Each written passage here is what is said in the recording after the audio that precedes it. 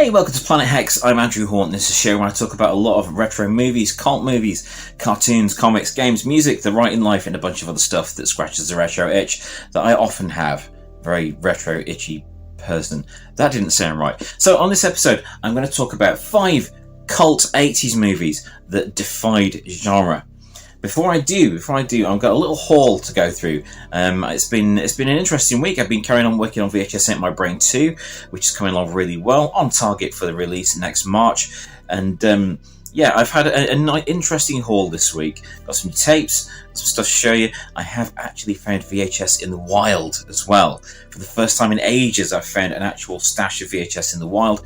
No titles I wanted, not what I wanted to pick up for myself, but there's some really cool stuff there, so I'm hopeful that we're going to find some more as we go on. So a lot of places haven't been accepting it, like charity shops and so on, haven't been accepting tapes for a long time now, and to find some in the wild, I'm hopeful that we may just find some more gold out there. So I found a bunch of stuff this week, and I've had some arrivals, so I'm going to take you through some of these. I got the novelization of war games. I have a think about movie novelizations because they often have stuff that was in the script that didn't get filmed, so a lot of them are quite interesting like that. But yeah, this is war games. I've never seen one of these around before, so I had to pick it up. So yeah, we've got Ali Sheedy and Matthew Broderick on the front there. Great film, very timely film, especially things like, even still, it is quite a timely film. So that was interesting. I got a Gore Zone that I've not had before. I don't believe I've had this one in the collection before. I'm thoroughly enjoying going through this. There is some great material in this, it's always interesting to go through these and see what was going to come, what was going to turn up, what was going to be released, and the things that didn't get released or things that changed while they were being made. So I always love Gore Zone. Unfortunately, this one doesn't have the posters in it that the magazine usually came with, but it's still an awesome find. Now, onto tapes. So, there's 2 of these arrivals were ones that I see around a lot. I just never had them in the collection. I thought, alright, they were a good price for the 2 together. It's the Runestone and the Vineyard. So I would see the Vineyard always on hunts, and never really picked it up. I saw it a long time ago, I believe. I need to refresh myself on this. I've not rewatched these yet. And it's one of those that you always saw around. It's a Cinema Club one, so it's the budget release anyway, and it's a small clamshell. I would have preferred X rental, but hey, it's got a cool cover on it. If nothing else, it's got a cool cover. Looks good on the shelf. So yeah, and the Runestone as well. So the Runestone is an entertainment and video release, and they tended to put out a lot of stuff I liked back in the day. So I remember seeing this a long time ago, and I've refreshed myself with the trailer, so some of it's coming back, but I need to rewatch this. It's been many years since I watched this. But yeah, I love the cover, and again, looks good on a shelf. The tapes are in good condition, so I'm pleased about that. So I'm looking forward to revisiting those. So the other ones I got, one I'd never heard of, which you saw me bid on an earlier episode of Planet Hex, which was a Lorca and the Outlaws, a sci-fi movie. It's only PG, but look at the cover. The cover art is the best. The colour scheme is very me, and apparently it features the music of Toya Wilcox, which is what I think drew me to it in the first place. But I love the whole aesthetic is very me, so I'm looking forward to checking that one out. And this one, I don't usually see this very cheap, and I had to pick one up. X rental box, big box. It's The Edge of Hell. Yep, it's the movie with Thor in it, fighting the enormous rubber. Yeah, honestly, if you don't know what The Edge of Hell is, it is it's a heavy metal horror movie, and I do have a thing about heavy metal horror movies. As anyone that knows my channel and my stuff, it will be aware I'm obsessed with the movie Trick or Treat. This is not on a par with Trick or Treat, but it is ridiculous, and I'm looking forward to revisiting that. It's been a long time since I've seen an actual physical copy of that. I've seen it digitally, and stuff like that, but I've not seen a VHS copy of it for a long time. So I'm looking forward to getting to the big climactic fight between Thor and the big rubber dude. So, on to this week's subject. So yes, I thought after last week's video on 5 movies that 5 sequels that deserved to be revisited, I thought I would do 5 cult 80s movies that defied genre. Now, this was an interesting one for me because the 80s was a crazy time where you could cross genres easily and just see what happened and put all these weird mashups out there. There are some really obvious ones, such as Videodrome and Scanners, or Brazil, or Time Bandits, and that sort of thing. Now, there are a couple of pretty predictable ones in here, but I did want to talk about them anyway because they're just so cool. So the first film on this list, from 1984, it's The Adventures of Buckaroo Banzai Across the Eighth Dimension. Yep, starring Peter Weller, otherwise known as RoboCop. This film put together sci-fi, comedy, horror, rock and roll, a kind of new wave thing going on, with an action movie. There's so many things going on in this film, and that's one of the reasons I think that it didn't get the massive following that it should have. It's developed a definite strong cult following over the years, just because of the nature of it as being so cool, but it wasn't like an earth-shaking success. Yet there was a sequel suggested at the end of the credits, but that didn't come to pass due to various rights issues and arguments going on behind the scenes, as far as I can tell. But it mixed all those genres together, and it created something all of its own. If you've seen the Buckaroo Banzai movie, you know that it does not really fit with any one thing. It's hard to pigeonhole it as any one thing. I guess at the top level it's like a sci-fi movie, but because of the comedy elements and the slapstick in there and the action, the thriller bits, there's a bit musical in there, it's just an insane experience, and one that really needs to be seen to be believed, and it is thoroughly enjoyable for that. And I love it. I love the whole thing about it, and I love that it got mentioned in things like Ready Player One and got kind of brought back into the consciousness through various things like that. It's just a really cool film. Do give it a chance if you've not seen it. The Adventures of Buckaroo Banzai Across the Eighth Dimension is a must watch for any fan of cult cinema from the 80s. And if you have seen it, watch it again because it's awesome. So the next film I'm going to bring up, also from 1984 or thereabouts, was Night of the Comet. This is a really interesting one that was a mix of science fiction, horror, and coming-of-age teen drama. There's also bits of action movie in there, little touches of comedy, but it's not really like a major factor in it. But it does mix sci-fi and horror and this coming-of-age sort of story really well. Now, that starred Catherine Mary Stewart. You may well have seen it in The Last Starfighter, and it's just a fascinating film. So there's zombies in it, there's a terrible event that turns most of the inhabitants of the planet into dust or zombies, and the survivors have to try and make their way in an otherwise desolate, largely uninhabited planet. And it's really interesting. It does also feature Robert Beltran, who was Chakotay in Star Trek Voyager for many years.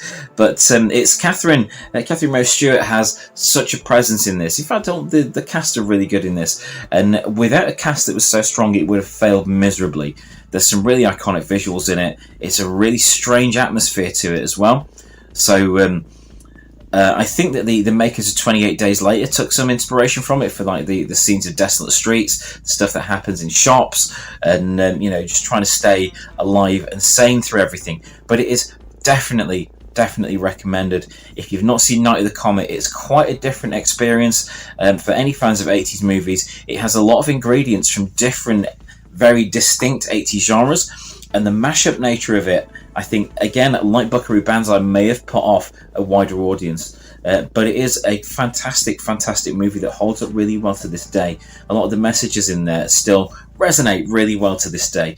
And it was a great one to rent back in the day. The artwork I've got it on DVD at the moment, and the artwork is kind of subdued. It doesn't really do it justice. But if you don't think the cover looks that great, honestly, give it a chance, because Night of the Comet is one that you won't forget in a hurry. Really cool film. Another one that you won't forget in a hurry, oh my god, Society from 1989, directed by Brian Yuzna and starring Billy Warlock, who went on to be in Baywatch. This is a weird experience, and for anyone that's seen this, yeah, you know what I mean when I say it's weird. For those that you haven't seen it, feel free. You'll believe that a man's ass can have a face in it. You'll believe all the strangest body contortions you can imagine. There's the mixture with this one. It's not just a horror movie. It's not just like a Cronenberg style horror movie. It is a psychological thriller as well. There are elements where you're not sure what is real and what isn't. Some of it makes me think of Jacob's Ladder, but I think Jacob's Ladder was the year after. I think so. I may be wrong there. Feel free to comment below and correct me on that, as I'm sure you will. I love you guys. I really appreciate it. But yeah, it got quite notorious when it came out. I remember this coming out. I remember it being a big release. I mean, I would have been about 11 at the time when it came out, and it was just the weirdest thing. Everyone around was saying, this is insane, because it wasn't like a Friday the 13th movie or a Nightmare on Elm Street movie. It wasn't a slasher. It wasn't Hellraiser. It was really hard to quantify what this film was, and it still kind of is. But seeing Billy Wallott's character go through what he goes through in this movie, with the strange family, the strange people that he's finds himself involved with, and all the weird body horror of this movie, it's quite a sight to behold, and it is definitely an experience that will stay with you for a very, very long time. So yeah, Society would be number 3 on my list of 80s cult movies that defied genre. Number 4, I'm going to talk about one that I do have on tape. It's in here somewhere. Yeah, okay, so it's The Hidden. The Hidden. Now, this was sort of, it felt like a precursor to things like the X-Files. So this was 1987, I believe. I think it was in 1987. Starred Carl McLachlan. It was about a cop and an FBI agent trying to figure out why people were just randomly going berserk and turning into psychopaths. So this one had an element of like neo-noir, conspiracy theories, but it also had strong elements of sci-fi and horror. It's billed as a sci-fi stroke horror crossover, but it has a lot of stuff in it that makes you think. It's quite tense as well. The nature of the movie, with it being so fast-paced and there being quite an urgency to it, keeps you going, keeps you viewing it, keeps you guessing. There's some really great performances in there, including a surprising performance from Claudia Christian, who plays Susan Ivanova from Ivanova. I can say that, from Babylon 5 for years. But this is 1987. This is before B5 stuff happened, and yeah, it's quite a surprising appearance from Claudia Christian in that movie. But it's got a great atmosphere, such a great feeling. I didn't like the sequel much, as it sometimes goes, which is a disappointment because I do love sequels. But yeah, The Hidden, really great film. Anyone that likes the X-Files and hasn't seen The Hidden, it's sort of like a precursor to that sort of agents on the trail of something idea that became so big with Mulder and Scully in the 90s. So do check out The Hidden. So at the end of this list of my 5 80s cult movies that would defy expectations and defy genres, I'm going to mention Liquid Sky.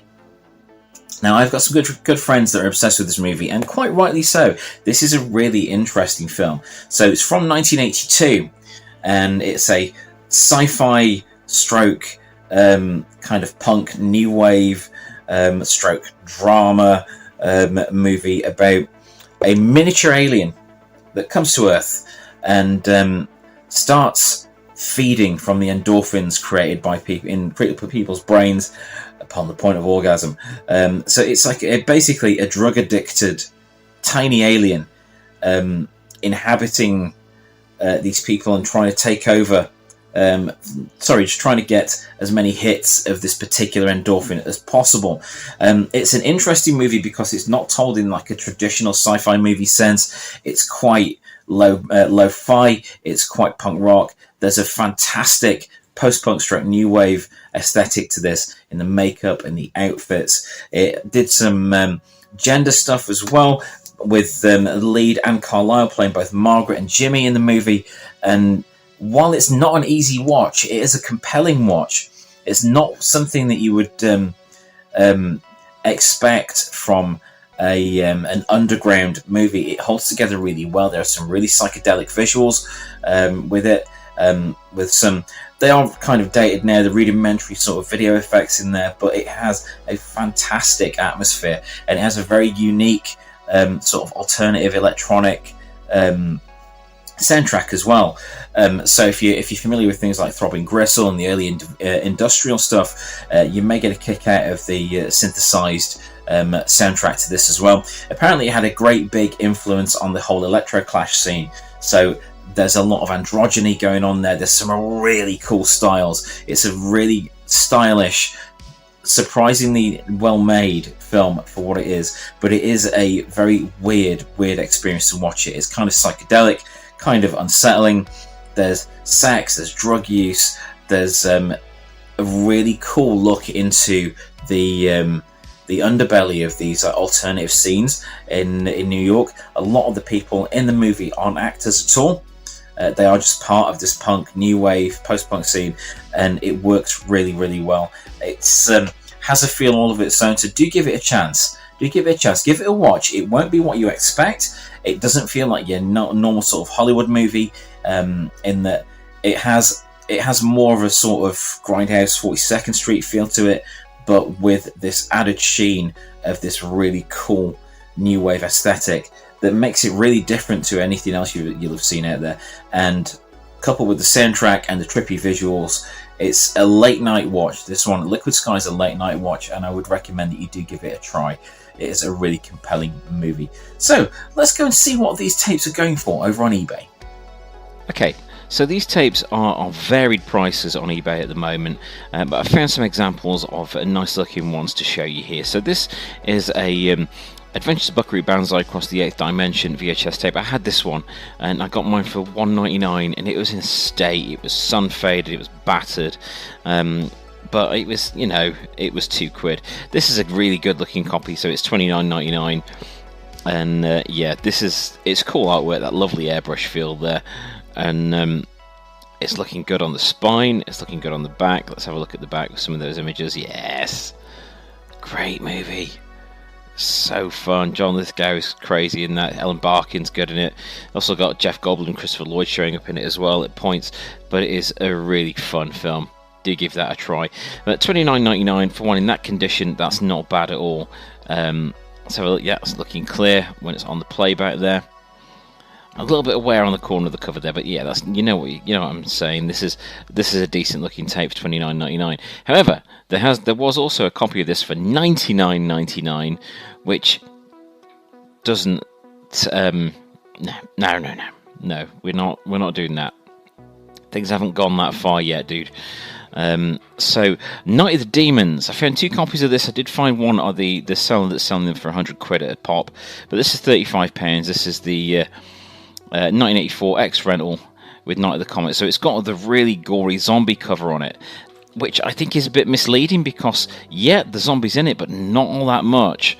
Not all that much. It's more of a sci-fi drama rather than like a full-on zombie fest. So that it's a cool cover, but a little bit misleading. But that one's going for £35. Whereas this copy of it, with the more familiar cover that is on some of the DVDs and whatnot, is $99.99. That's a lot. And what we've got here, so they're asking $99.99 for this, £5 postage, but there's only one picture of it there. No one's going to lay down £100 for a blurry photo where you only see the front.